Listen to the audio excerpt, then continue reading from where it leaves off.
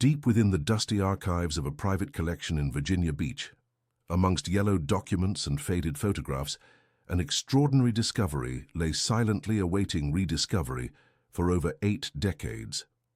The manuscript, carefully preserved, in a wooden box marked only with the initials EC and the date 1944, contained the most intimate and revealing words of Edgar Cayce, the man who dedicated his life to unraveling the mysteries of the human soul through his altered states of consciousness.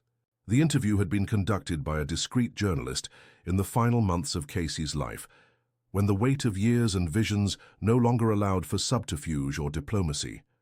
He was a weary yet luminous man who finally allowed himself to speak not as the sleeping prophet the world knew, but as a human being who had walked the borders between two worlds his entire existence.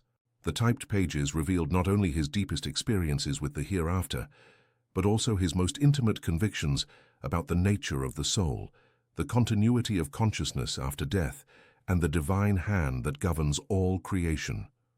For decades, this interview remained hidden, deemed too revolutionary for its time, too unsettling for established religious conventions. The guardians of his legacy feared his words might be misinterpreted or misused by those who didn't understand the depth of his spiritual journey.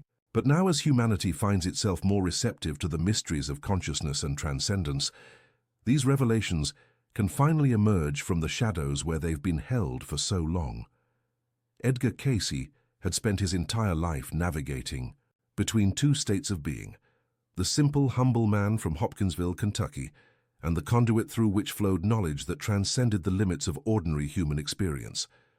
In those final days of 1944, as he watched the autumn leaves dance outside his window, he understood that the veil between worlds had become almost transparent to him. The visions that once only arrived during his psychic trances now whispered, constantly in his waking consciousness, as if the universe itself were preparing him for the approaching transition. During the interview, Cayce revealed how his early experiences with the afterlife had shaped his entire understanding of existence. As a child, he could see and converse with deceased relatives who appeared in his presence as naturally as he spoke with the living. These visions weren't haunted by fear or strangeness. On the contrary, they brought a sense of continuity and love that transcended the apparent finality of physical death. He described how his grandmother, who passed away when he was only 7, continued to visit him regularly, offering advice and comfort during the most difficult times of his youth. What most impressed Cayce was the realization that those who had passed weren't truly absent, but simply existing on a different frequency of reality. He compared this experience to the sound of a radio station that, though always broadcasting, can only be heard when we tune into the correct frequency. Death, he explained, wasn't the end of consciousness, but a transformation, a change of tuning to a dimension where the soul continued its journey of growth and learning. During his psychic readings, Cayce frequently accessed information about past and future lives, but it was only in his later years that he began to truly understand what these visions revealed about the eternal nature of the soul. He described how during the trance state, his consciousness would travel through layers of reality, each more subtle and luminous than the last. On these journeys, he encountered not only the souls of those he'd known in this life, but also beings of light who seemed to serve as guides and masters in the process of spiritual evolution. One of Cayce's most profound revelations during this final interview was his detailed description of what happens at the moment of death. He explained that the transition is preceded by subtle signs that only those attuned to spiritual frequencies can perceive. In the weeks leading up to the departure, the soul begins to gradually detach from the physical body, creating moments of expanded lucidity where the person can simultaneously see this world and the next. During these moments, it's common for the dying to see deceased loved ones waiting for them, not as ghosts or apparitions, but as real and loving presences prepared to assist in the transition. Cayce revealed that he had witnessed this process countless times, both in his visions and in real life, and that each death was as unique as a spiritual fingerprint. Some souls departed gently, as if simply falling asleep to awaken elsewhere. Others resisted, clinging to earthly experiences and needed more time and assistance to understand that the journey continued beyond the physical body. He described how spiritual guides patiently work with each soul, respecting its pace and its need for understanding, before proceeding to the next stages of existence. What emerged from Cayce's words was a vision of death, not as an isolated and terrifying event, but as part of a continuous process of growth and transformation. He spoke of dimensions of existence organized as schools of learning, where souls continue to evolve and develop aspects of themselves that couldn't be fully explored during physical life. Each plane of existence offered specific opportunities for growth, from healing unresolved emotional traumas to developing creative and spiritual capacities that transcend the limitations of matter. During the interview, Cayce also shared his visions on the nature of God and the universe. To him, the Creator wasn't a distant and judging entity, but a force of unconditional love that permeated all of existence. He described God as an infinite consciousness from which all individual souls were emanations, eternally connected to the Source, through a golden thread of light that could never be broken. This connection explained why people have intuitions, inspirations, and moments of grace that seem to come from beyond their own conscious understanding. The universe, in Cayce's words, was a living, conscious organism where each soul played a unique role in the cosmic symphony of creation. He explained that the laws governing spiritual growth are as precise as the laws of physics, but operate in dimensions of reality that science has yet to learn how to measure.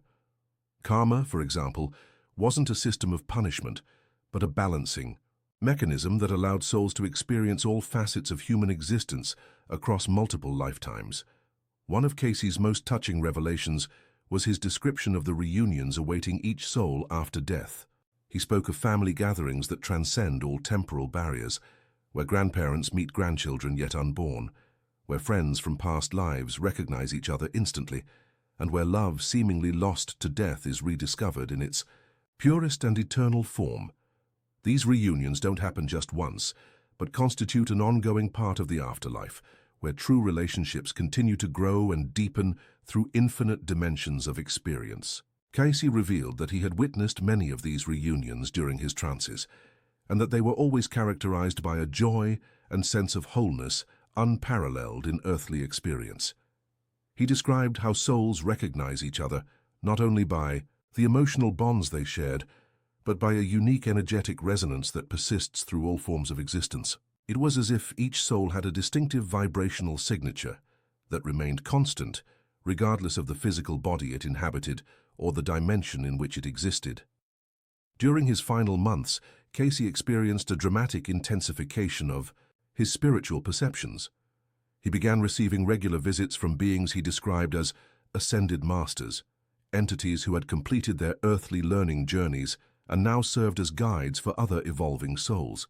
These beings didn't appear as physical figures, but as luminous presences that communicated through direct transmission of knowledge and love.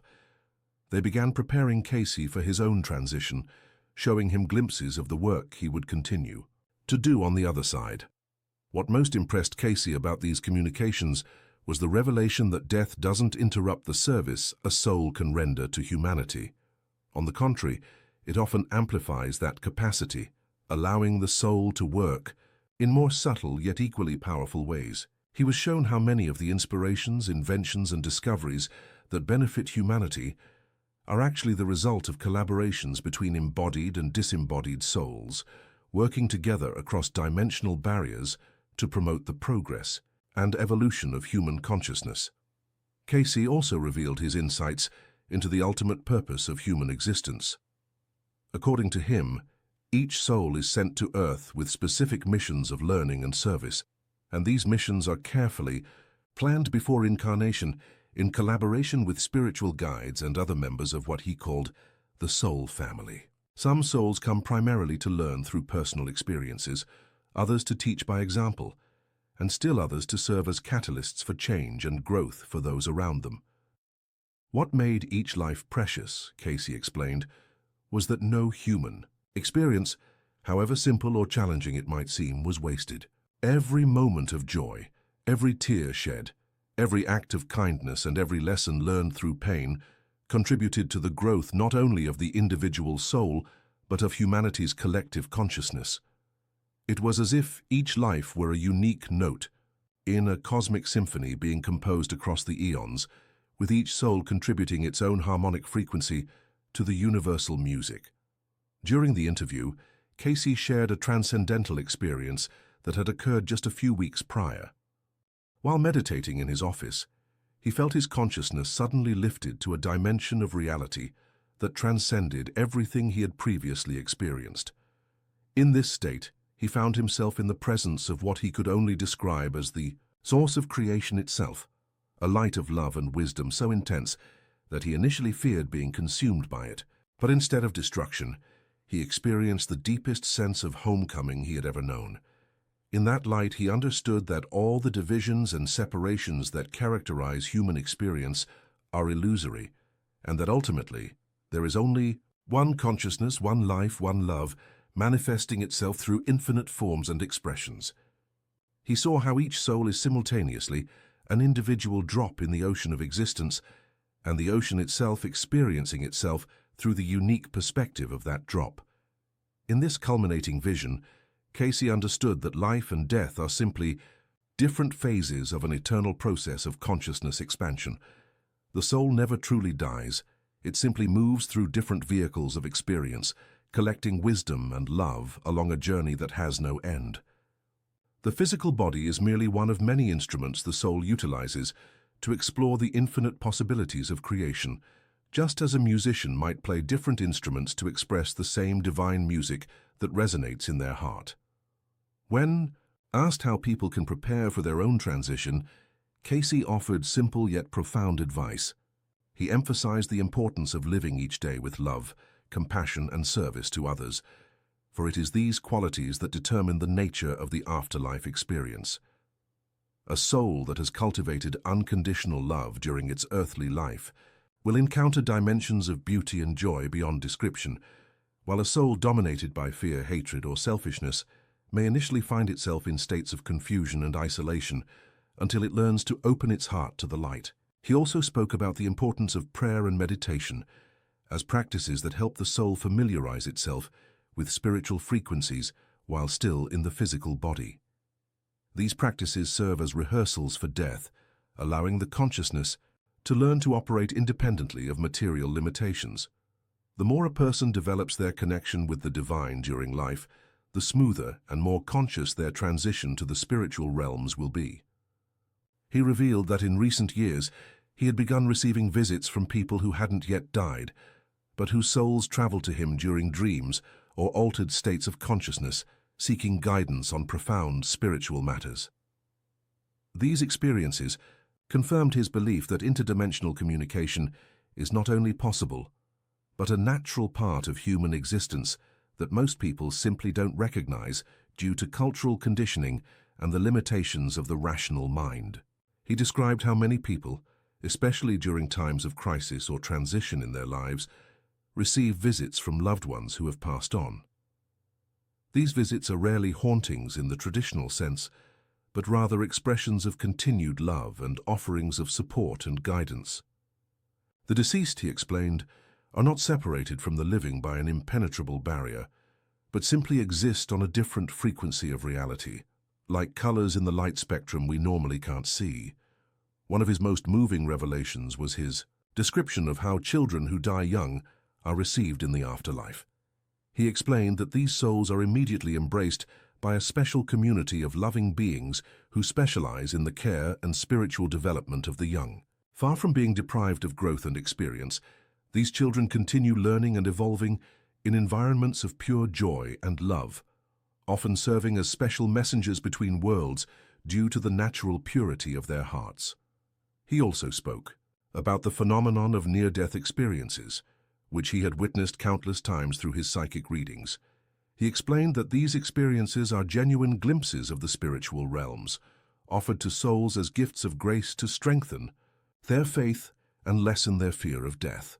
Each near-death experience is unique because it's tailored to the specific needs of the soul and the symbols and concepts that will best communicate spiritual truth to that particular person. During the interview, he also addressed the question of pets and their fate after death. With a gentle smile, he revealed that true love transcends species barriers, and that animals who formed deep bonds with humans effectively continue to exist in spiritual dimensions where those connections can be renewed and celebrated. He described how he had witnessed numerous joyous reunions between people and their animal companions in the afterlife, confirming that love is the force that unites all forms of conscious life. As the interview drew to a close, he shared a final vision he had received about the future of humanity. He envisioned a time when interdimensional communication would become as natural as communication between different countries on Earth. Science, he said, would eventually develop instruments capable of measuring and mapping the spiritual dimensions, scientifically confirming what mystics have always known intuitively. This golden age of humanity, he said, would be characterized not only by technological advancement, but by the flourishing of spiritual wisdom. People would learn to live in conscious harmony with the spiritual laws that govern existence, creating a civilization based on love, compassion, and the recognition of the fundamental unity of all life. Death would lose its terror because it would be understood as a natural transition, not unlike moving from one house to a more beautiful and spacious one. In the final words recorded of this historic interview, he offered a message of hope and encouragement to all those struggling with the fear of death or the pain of loss. He reminded everyone that each person is a unique and eternal expression of the divine, endowed with a sacred purpose that transcends any physical or temporal limitation. Life, in all its forms and manifestations, is a precious opportunity for growth, learning, and service, but it is not the end of the soul's journey. Death, he explained one last time, is simply a graduation, a transition from one school of learning to a more advanced one. The lessons learned, the love given and received, the wisdom gained through both joy and suffering, all remain as eternal treasures of the soul that no death can destroy. And those we love are never truly lost to us, but simply continuing their journey on a frequency of existence that we too will one day know. When the recorder was finally switched off that December day in 1944, Edgar Cayce smiled peacefully, as if a great weight had been lifted from his shoulders. A few months later, he would make his own transition to the realms he had spoken of with such conviction and love. But his words remained, kept secret for decades, awaiting the right moment to emerge and offer comfort, hope, and wisdom to a humanity ready to embrace deeper truths about the eternal nature of the soul and the infinite continuity of love. Now, more than 80 years later, these revelations finally come to light, not as historical curiosities, but as timeless reminders that we are more than physical bodies navigating a temporary existence. We are eternal spiritual beings, embarked on a cosmic journey of discovery and growth that transcends any limitations we can imagine.